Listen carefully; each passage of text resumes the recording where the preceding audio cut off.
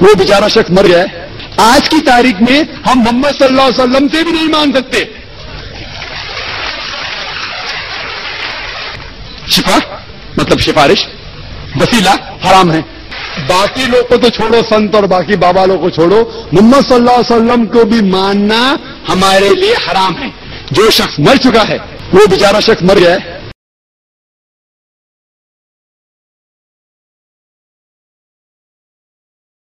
يا أيها النبي إنا أرسلناك شاهدا ومبشرا ونذيرا.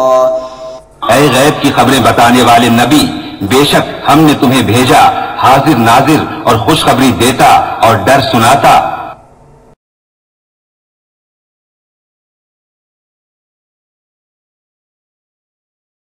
جنہوں نے اپنا مطلب مذہب کو ڈیپلی نہیں دیکھا ہوتا، نہیں جانا ہوتا، سنی سنائی باتیں ان کے ذہن میں ہوتی ہیں.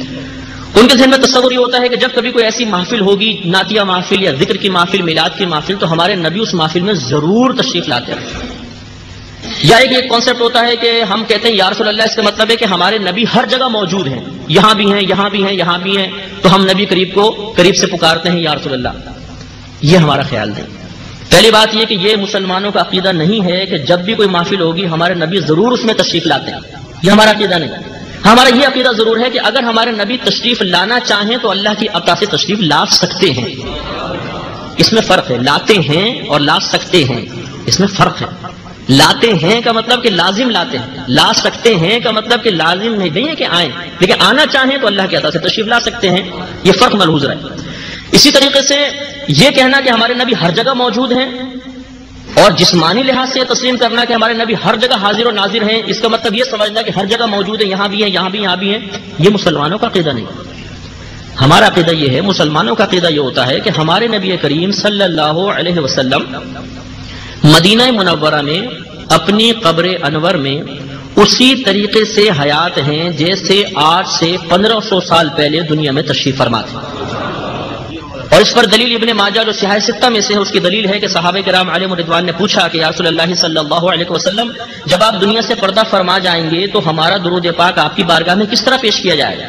یہ نبی تو پیش کیا جاتا ہے، پھر تو آپ وصال فرما جائیں گے. تو نبی کریم صلی اللہ علیہ وسلم کے الفاظ کریمہ کا مفہوم یہ ہے، آپ نے ارشاد فرمایا کہ اللہ تبارک و تعالی نے زمین پر انبیاء علیہم السلام کے اجسام کا کھانا حرام فرما دیا ہے. تمام نبی زندہ ہیں، اللہ تعالیٰ انہیں قبر میں رزق عطا فرماتا ہے. تو ہمارے نبی کریم ہیں مدینہ منورہ میں، ہم یہاں سے کہتے ہیں یا رسول اللہ، اور ہمارا مسلمانوں کا نظریہ یہ ہوتا ہے کہ اللہ کی عطا سے اللہ کے نبی جیسے قریب کی آواز سن لیتے ہیں ایسے دور کی آواز بھی سن لیتے ہیں.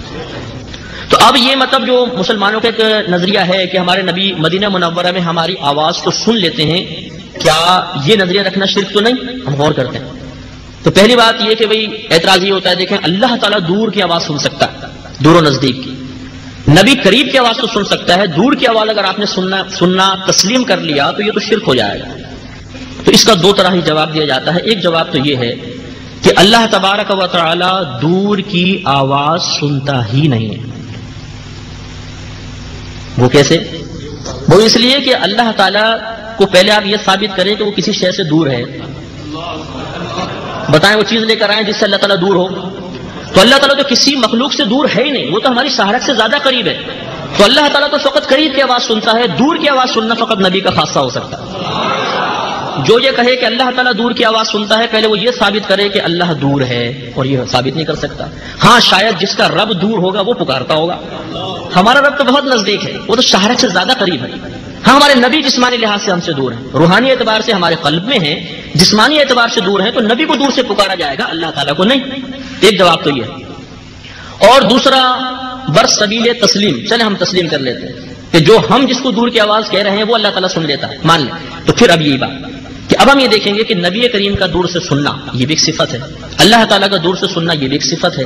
ان میں کوئی فرق بھی ہے کہ نہیں ہے؟ تو وہی تین فرقوں سے شرک جڑ سے اکھڑ جائے گا کہ اللہ تبارک و تعالیٰ کا دور سے سننا ذاتی، نبی کا عطائی. اللہ کا لامحدود، نبی کا محدود. اللہ کا غیر فانی، نبی کا فنا پذیر ہو سکتا ہے. تو اب آپ یہ بتائیے کہ پھر یہ شرک کیسے رہا؟ اچھا میلاد مصطفیٰ منائی 12ویں شریف، کیا یہ شرک ہے کہ نہیں؟ تو اب آپ خود غور کریں کہ میلاد پاک میں تو شرک کا شائبہ ہو ہی نہیں سکتا. شرک تو اس صورت میں ہو جب اللہ کے لیے بھی پہلے میلاد مان لیں. اللہ کی میلاد ہو سکتی ہے؟ میلاد تو اس کی ہو جو پہلے نہیں تھا پھر وجود میں آیا. ہمارے نبی پہلے کائنات میں نہیں تھے، ازلی ذات فقط اللہ تعالیٰ کی ہے. پھر اللہ نے اپنے حبیب کریم صلی اللہ علیہ وسلم کو پیدا فرمایا. تو میلاد تو اسی کی منائی جائے گی جو پیدا ہوا. تو اگر معاذ اللہ اللہ تعالیٰ بھی پیدا ہوتا اور پھر ہم نبی کا میلاد مناتے تو کہیں جا کے شرک کا ایک شائبہ ہو سکتا تھا کہ دیکھو جی اللہ بھی پیدا ہوا، نبی بھی پیدا ہوئے، تو اللہ کا میلاد بھی منا رہے اور نبی کا میلاد تو شرکت ہو گئی. حالانکہ یہاں معاملہ یہ ہے کہ نبی پیدا ہوتا ہے، رب تو پیدا فرمانے والا ہے، تو شرک کا شائبہ ہی نہیں ہے. ابھی اتنی مطلب یہ کہ ایک غلط تاثر ہمارے ذہن کے اندر قائم ہو گیا ہے کہ بلا سوچے سمجھے ہم بات کرتے ہیں اور مسلمان کو کافر و مشرک کہہ دیتے ہیں.